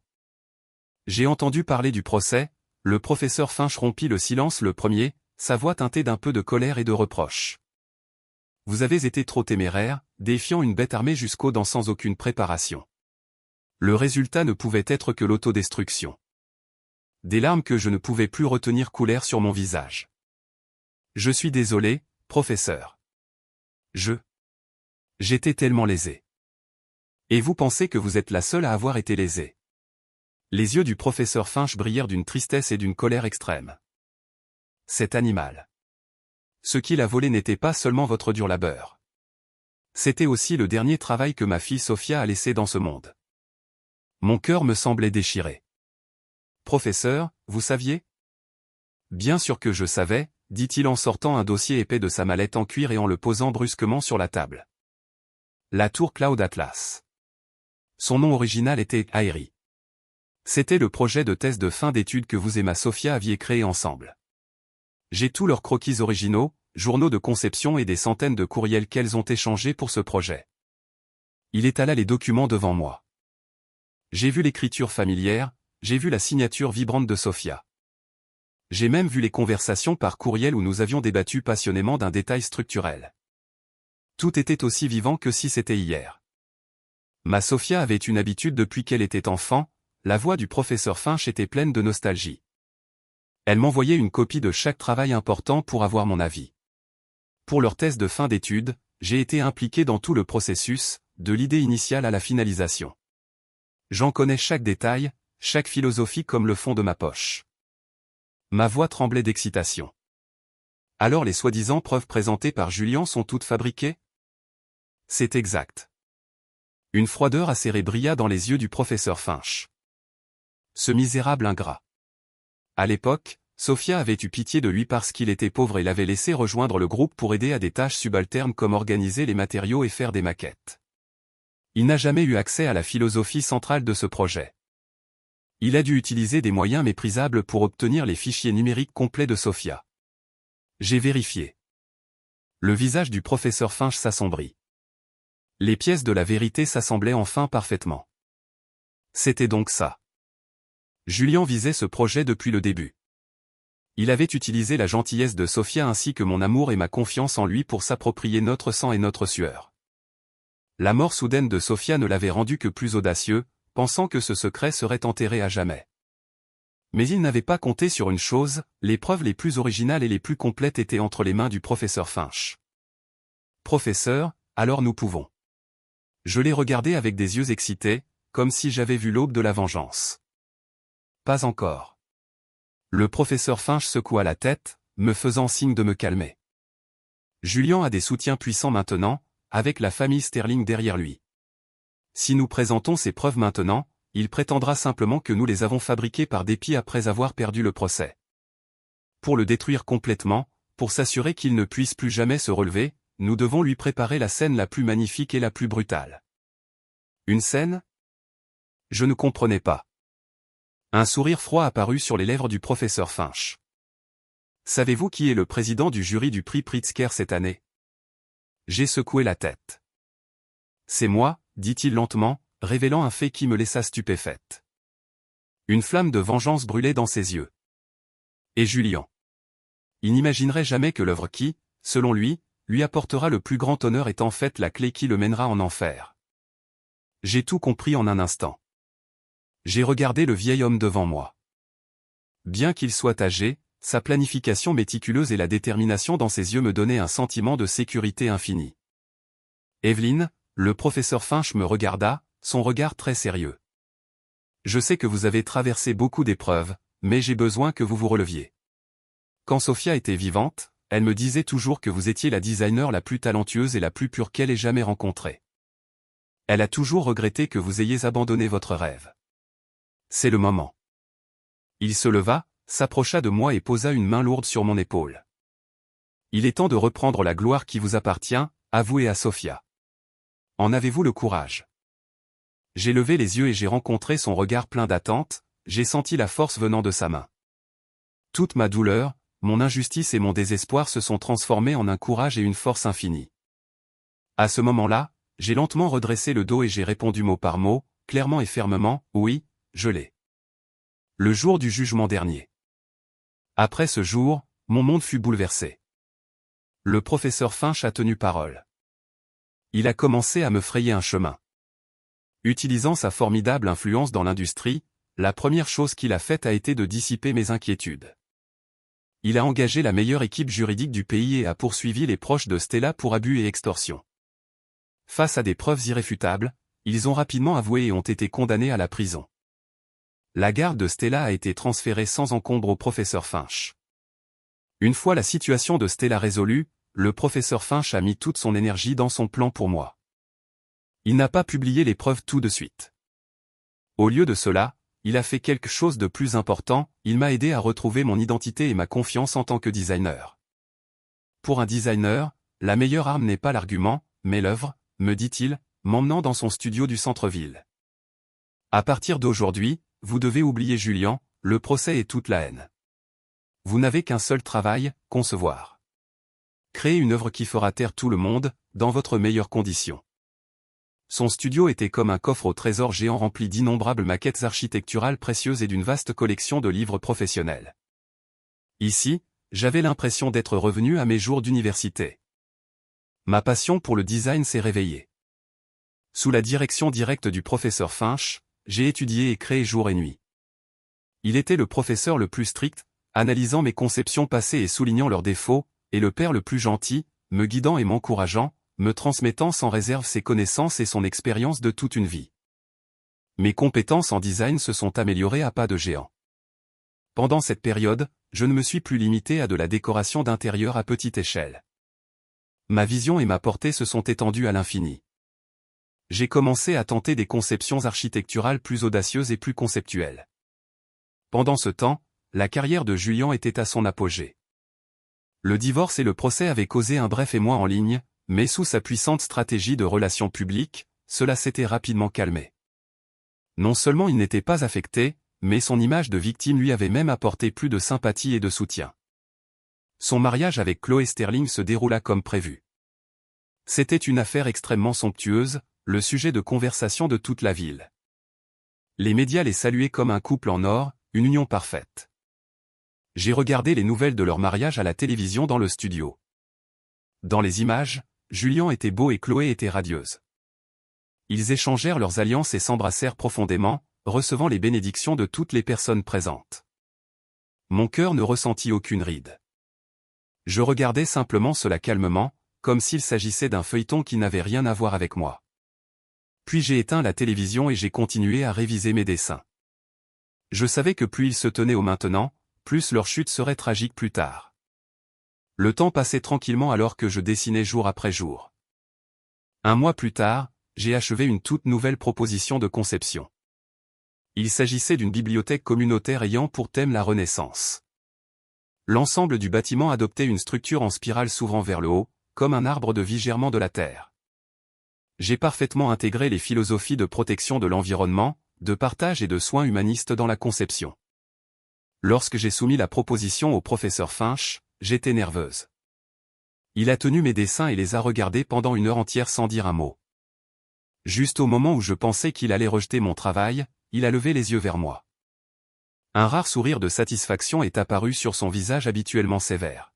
« Evelyne, dit-il, félicitations.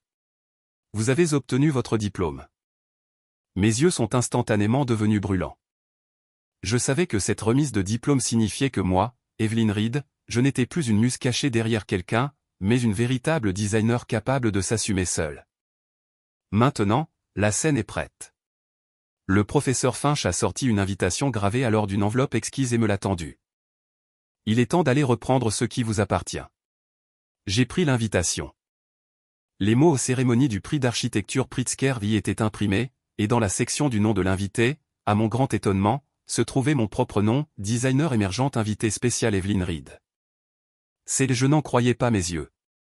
En tant que président du jury, j'ai spécialement recommandé vous et votre conception de bibliothèque de semences au comité d'organisation. Les yeux du professeur Finch brillaient de sagesse. Votre travail a reçu l'approbation unanime de tous les juges. Ils sont tous très curieux et attendent avec impatience cette mystérieuse nouvelle designer venue d'Orient. Il marqua une pause, un sourire froid sur les lèvres. lors de la cérémonie de remise des prix, vous montrez sur scène en tant qu'invité spécial pour expliquer votre philosophie de conception. Et j'ai organisé votre temps de passage pour qu'il soit juste après le prix du projet de la tour Cloud Atlas et juste avant le discours de remerciement de Julian. Mon cœur s'est mis à battre de manière incontrôlable. J'ai enfin compris tout son plan.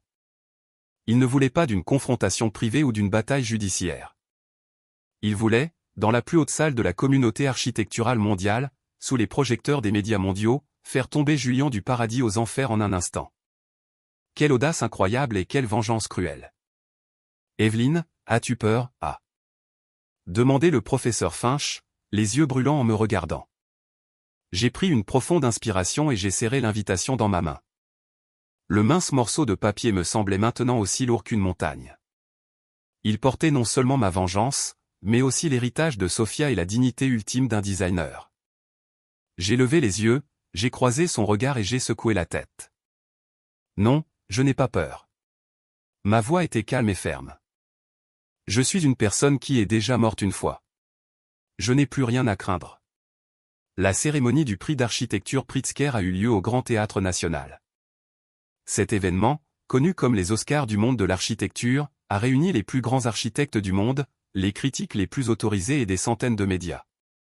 Je me tenais dans la loge des coulisses, regardant ce moi inconnu dans le miroir. Le professeur Finch avait engagé pour moi la meilleure équipe de stylisme du pays. Je portais une robe élégante faite sur mesure par un célèbre créateur. La couleur était une nuance subtile de clair de lune entre le blanc et le gris, sobre mais dégageant une force indicible.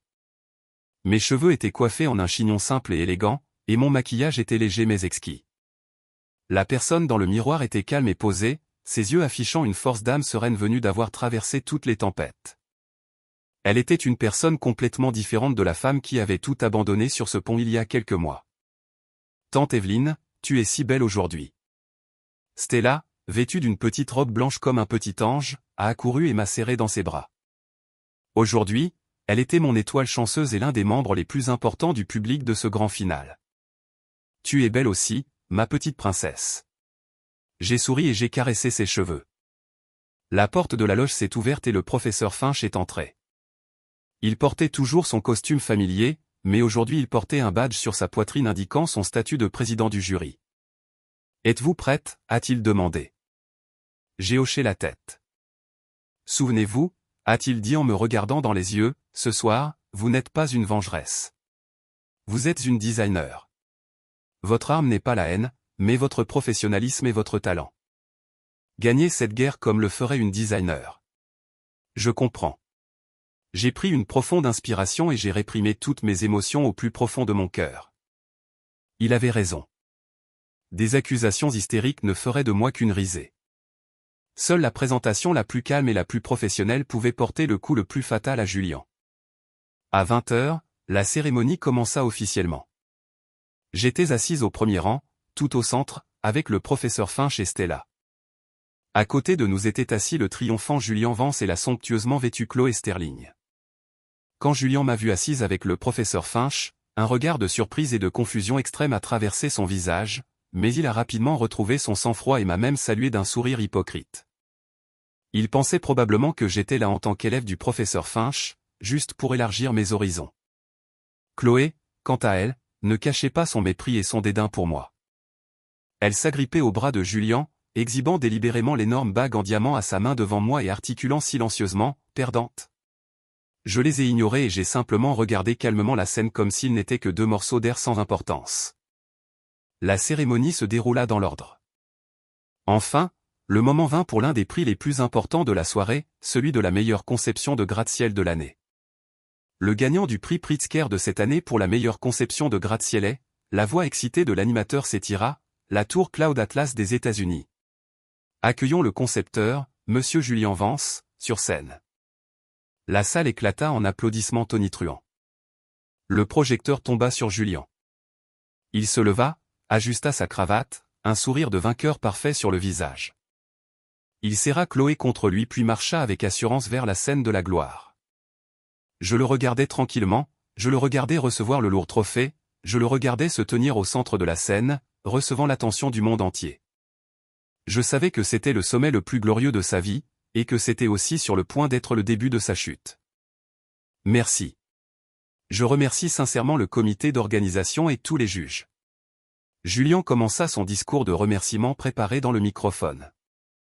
Il remercia son équipe, sa famille et tous ceux qui l'avaient soutenu. Sa voix était charmante, ses mots impeccables.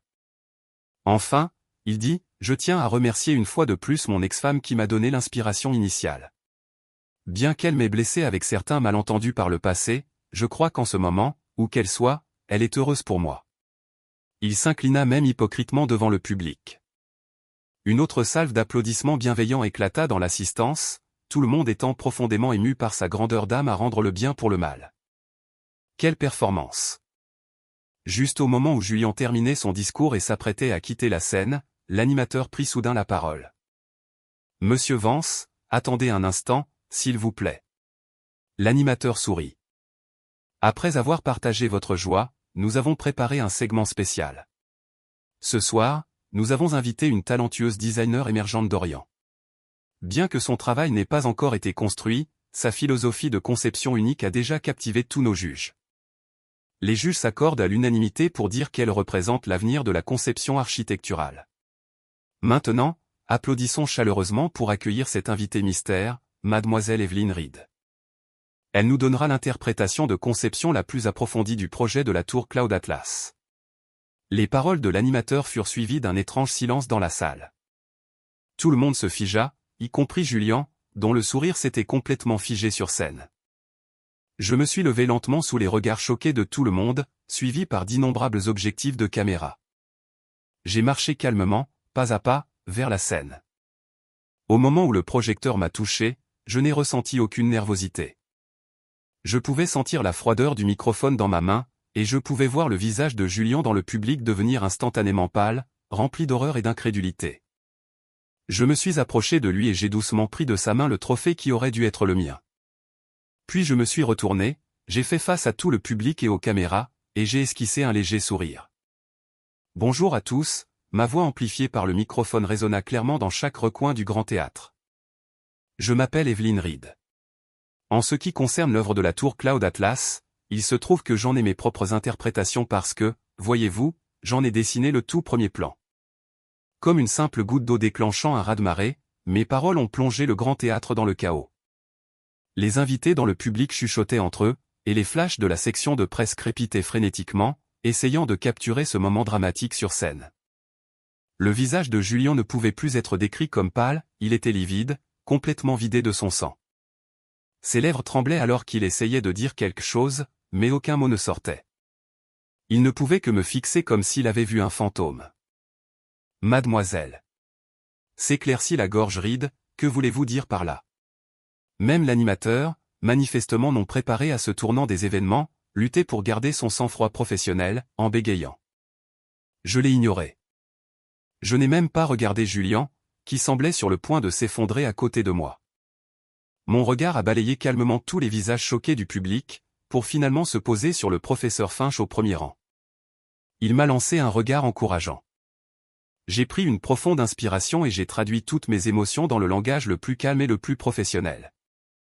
Mesdames et messieurs, ma voix n'était pas forte, mais elle avait un pouvoir de pénétration indéniable. Pour vraiment comprendre un bâtiment, il faut d'abord comprendre son âme.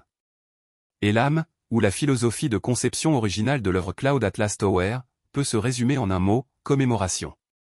J'ai marqué une pause, puis j'ai continué lentement. Le nom original de cette conception était Léry.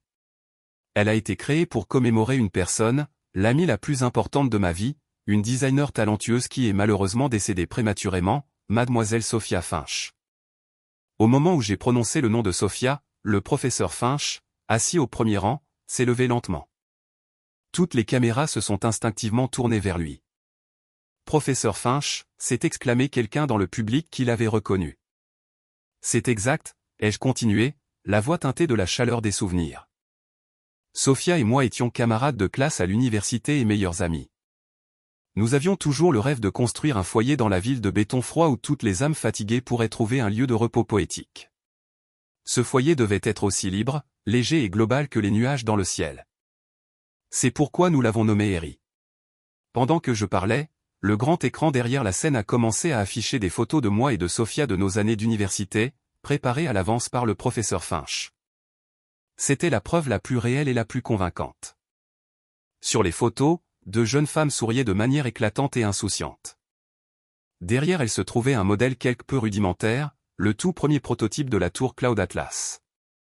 Pour cette conception, nous avons fait des recherches sur des centaines de textes anciens, étudiant les structures imbriquées de l'architecture traditionnelle et la philosophie de l'harmonie entre l'homme et la nature.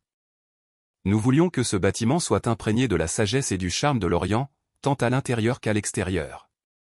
Ma voix, comme par magie, a progressivement apaisé le lieu bruyant.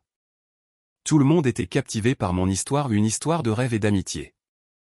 Pourquoi la structure principale de ce bâtiment a-t-elle cette forme ascendante en spirale? Je me suis retourné et j'ai pointé le rendu de la tour Cloud Atlas sur le grand écran, commençant à révéler ma véritable arme. Parce qu'elle est calquée sur la forme d'un nœud celtique traditionnel. Chaque étage représente un souvenir, et le jardin semi-ouvert au dernier étage, nous l'avons appelé le pavillon du souvenir. Nous y avons conçu le système de circulation d'eau le plus complexe pour que, lorsque le vent souffle, le flux de l'eau actionne des carillons éoliens, créant un son céleste. C'était notre cadeau de commémoration pour notre ami au ciel. Pendant que je parlais, le grand écran affichait des explications détaillées et des croquis originaux avec des horodatage que je n'avais jamais rendus publics. Tout le processus d'évolution, du croquis initial au produit final, la révision de chaque détail, l'approfondissement de chaque philosophie était clairement exposé devant tout le monde. C'était la véritable histoire de la croissance d'une œuvre, quelque chose que Julian ne pourrait jamais fabriquer.